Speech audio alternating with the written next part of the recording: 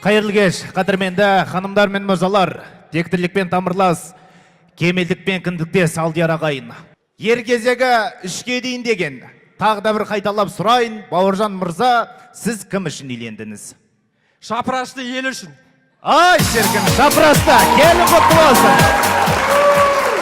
Қазақта керемет қанағатты сөз бар, жылқыдан текті мал бар ма дейді, қымыздан тәтті бал бар ма дейді, алғанын адал жар болса, одан асқан жан бар ма дейді. Сезімдеріңіз пәк болсын, бір Алла, екі жасқа жақ болсын. Әйгерім кеніліміздің әрбір күні 8 март болсын деп бір қол соқпайыңыздар. Айдағаның бесешке сықырағың жер жара.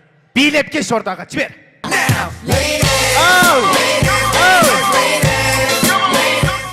Еркек пен еркек билеген бір түрлеген негізі. Қазақша қоймай ма? Мына сізге тойдан тобықтай.